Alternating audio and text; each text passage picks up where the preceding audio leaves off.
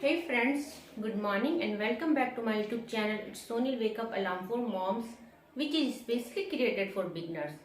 So if you all are new over here, I'd like to request please subscribe to my channel, share it and follow it, and don't forget to press the bell icon button. So friends, today we are going to learn could have and should have.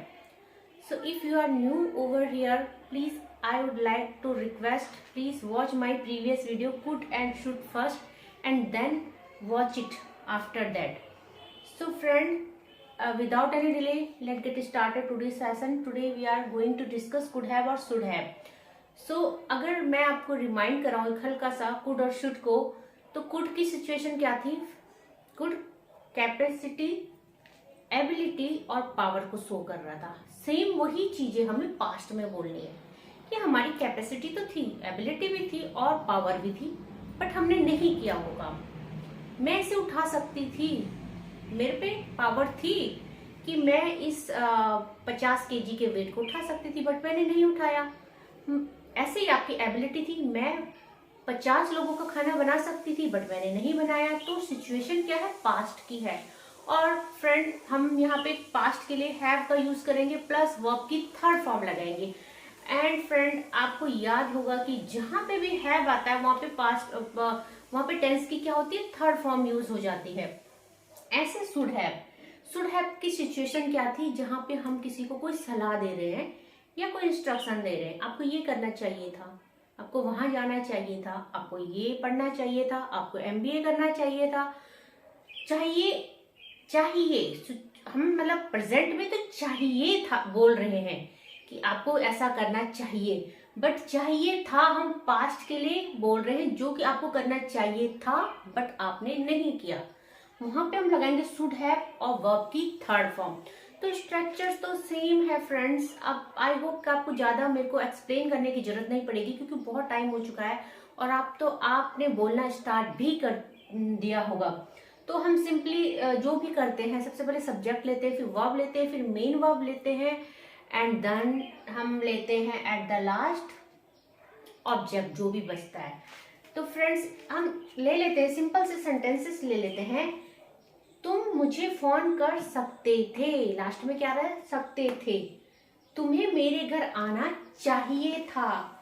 मैं तुम्हारे घर नहीं आ सकता, ये negative हो गया. तुम्हें झूठ नहीं बोलना चाहिए था, ये नेगेटिव हो गया. तो फ्रेंड्स, ये सिंपल से सेंटेंस है, इनको ले लेते हैं. तुम मुझे फोन कर सकते थे. क्या आएगा सकते थे के लिए? You could have plus verb की थर्ड फॉर्म कॉल्ड मी. तुम्हें मेरे घर आना चाहिए था. शुड हैव चाहिए था, should have. You should have come क्यों आया है? क्योंकि कम थर्ड फॉर्म होती है.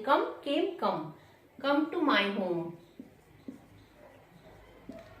मैं तुम्हारे घर नहीं आ सकता था. क्या हो गया? नेगेटिव.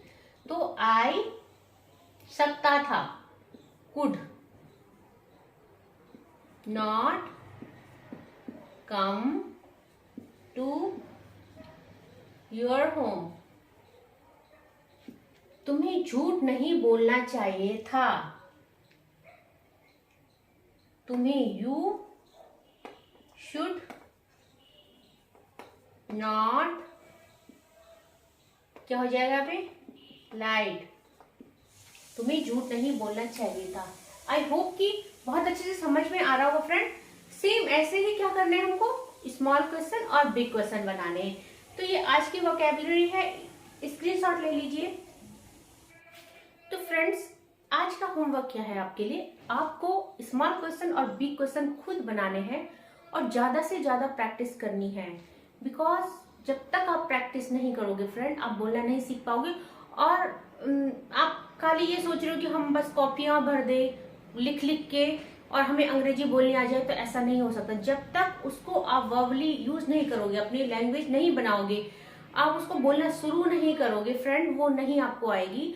तो ये लैंग्वेज इतनी कठिन भी नहीं है और मैं बहुत इजी वे में, बहुत मतलब मैं गिने चुने टेंस आपको पढ़ा रही हूँ जो कि आपको डेली कन्वर्सेशन में बहुत ज्यादा यूजफुल होते हैं और फ्रेंड, अगर आप इसके अकॉर्डिंग अपनी कन्वर्सेशन स्टार्ट करते हैं, स्पीकिंग स्टार्ट करते हैं, तो आप बहुत जल्दी बोलने लग जाओगे। एंड आई होप कि आपने स्टार्ट भी कर चुका होगा और आप बोल भी रहे होंगे।